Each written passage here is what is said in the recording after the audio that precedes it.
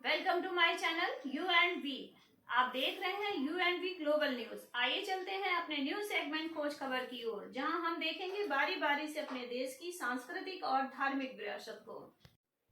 आज बारी है कानपुर के बिठूर में स्थित नाना राव पार्क की और जानेंगे इसके ऐतिहासिक महत्व। बिठूर उत्तर प्रदेश के कानपुर के पास स्थित यह प्राचीन नगर केवल ऐतिहासिक नहीं बल्कि पौराणिक दृष्टि से भी बहुत खास है।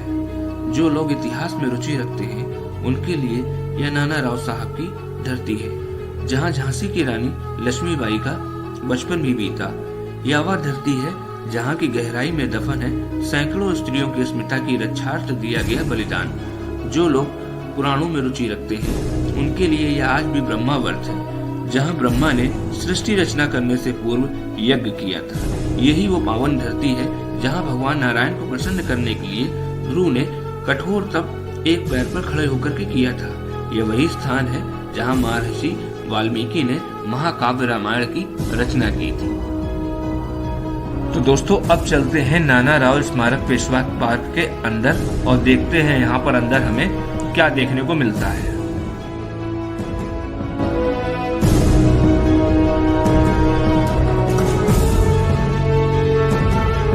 तो दोस्तों 30 रुपए का टिकट लेने के बाद जब आप अंदर की तरफ जाओगे तो आपको एक और मुख्य द्वार मिलेगा जिसके बगल में तोप रखी हुई है।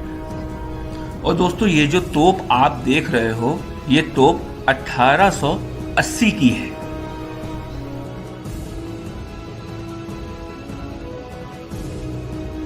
दोस्तों तोप को देखने के बाद जब आप अंदर की तरफ जाएंगे तो आपको कुछ इस तरीके का वाटर फाउंटेन देखने को मिल जाएगा, जो कि देखने में बहुत ही दर्शनीय लगता है।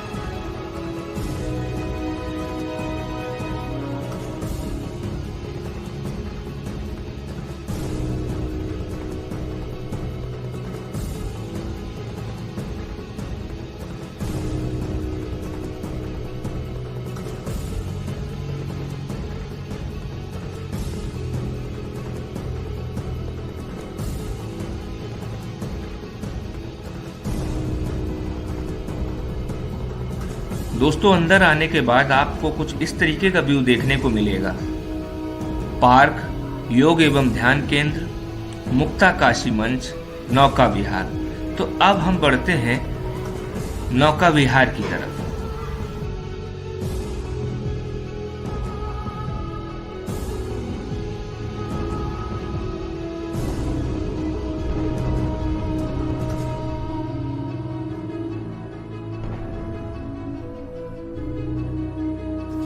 दोस्तों उसी रास्ते में आपको मिलती है गोरिल्ला युद्ध के नायक तात्या टोपे के जीवन परिचय की पूरी ये प्रतिमा, जिसमें शिला पर इनका पूरा जीवन परिचय लिखा हुआ है, आप देख सकते हैं। नाना साहब से लगभग 12 वर्ष बड़े थे, बड़े साहसी, निर्भीक तथा योजनापरक थे, इसलिए नाना साहब ने इन्हें अपना प्रमुख सिपाही सलाहकार बनाया हुआ था। अब हम दोस्तों आगे बढ़ते हैं अटल बिहारी नौका विहार की तरफ।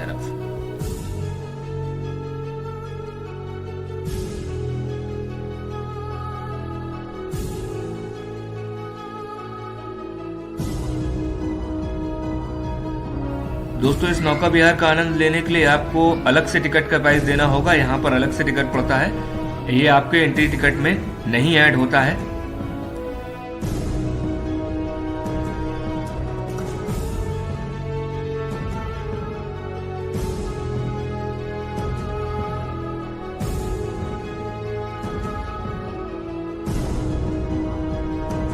अब हम आपको ले चलते हैं झील के बीच में जो जगह है, जिसको एक टापू नुमा कह सकते हैं।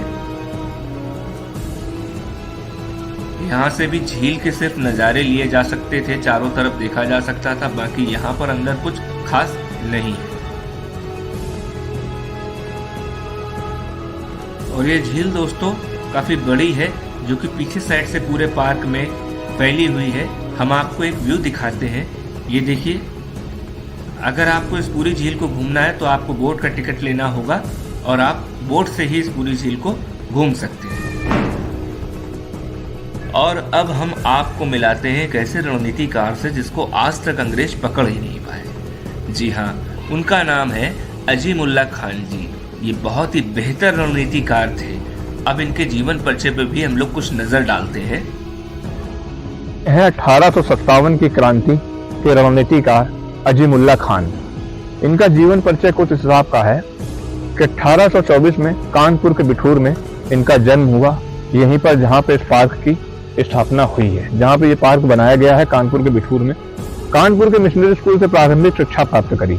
अंग्रेजी तथा फ्रेंच भाषा का इन्हें अच्छे जानकार थे ये। तभी 1847 से 1848 के बीच में नाना राव पेशवा के संपर्क में आकर उनके प्रमुख रणनीतिकार बनाए गए। 1854 ईस्वी को नाना साहब पेशवा की पैरवी में लंदन गए महारानी विक्टोरिया से मिलने, लेकिन उनकी मांग अस्वीकार कर दी गई। क्रोधित होकर उन्होंने कसम खाई कि अंग्रेजों को हम अपनी मातृभूमि से मिटा देंगे। अंग्रेज मानते थे कि नाना साहब पेशवा की कर्म शक्ति तात्या टोपे हैं, चिंतन शक्ति अजीमुल्ला खान है।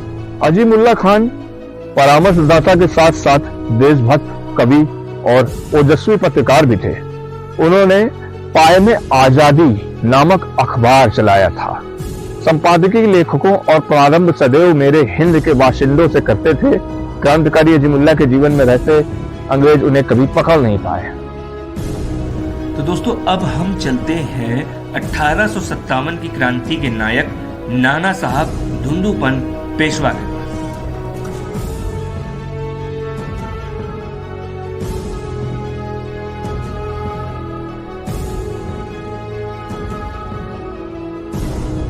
दोस्तों ये जो प्रतिमा आप देख रहे हैं ये नायक नाना साहब धुंधुपन पेशवा की है।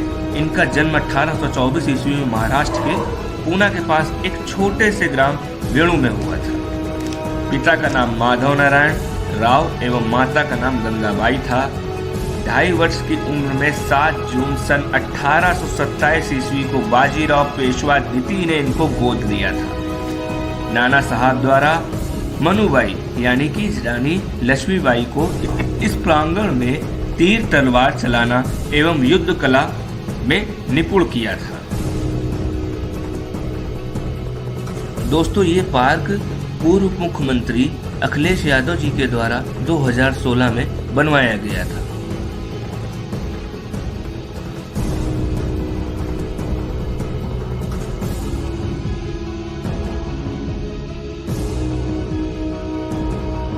तो दोस्तों यहीं पर हमको दिख जाता है प्लेग्राउंड टाइप का बना हुआ है। यहाँ पर 12 वर्ष तक के बच्चों के लिए झूले लगे हुए हैं, उनके खेलने की व्यवस्था है। यहाँ पर अच्छा फिजिकल एक्टिविटीज की सुविधा है। जब हम यहाँ से अपने राइट साइड में देखते हैं तो यहाँ पर एक रेस्टोरेंट भी पार्क के अंदर बना रखा है, जहाँ पर आपको थोड़ा बहुत खाना पीना नाश्ता मिल सकता है। इसका चार्ज आपको अलग से देना होगा। दोस्तों यहाँ से निकलने के बाद हम सीधा पहुंचते हैं संग्रहालय यानी कि म्यूजियम में। म्यूजियम में नो कैमरा जोन था, आप पिक्चर नहीं क्लिक कर सकते थे, इसलिए हम लोग शूट नहीं कर सके। लेकिन मैं आपको ऐसे ही बता दूं, अंदर कुछ पुरानी टिकटें, पुराने नोट, पुराने सिक्के, पुराने ग्रंथ और कुछ पुरानी तलवारें, बंदूकें आपको देखने को मिल जाती हैं। अगर आप भी इस म्यूजियम में कुछ रखाना चाहते हैं, देना चाहते हैं, तो नीचे आपका नाम स्लिप में लिख दिया जाएगा और आपकी भी चीज को उतना ही संभाल कर और सहेज कर रख लिया जाएगा। तो दोस्तों ये था आज का हमारा यहाँ तक का वीडियो। कैसा लगा आपको जरूर बताइएगा। अगर आप चैनल में नए हैं तो उसको सब्सक्राइब जरूर करिएगा और वीडियो को लाइक जरूर करिएगा। अगर आपको ये जानकारी अच्छी लगी तो अपने निकटतम लोगों को जरूर शेयर करिएगा, पहुंचाइएगा। तब तक के लिए धन्यवाद।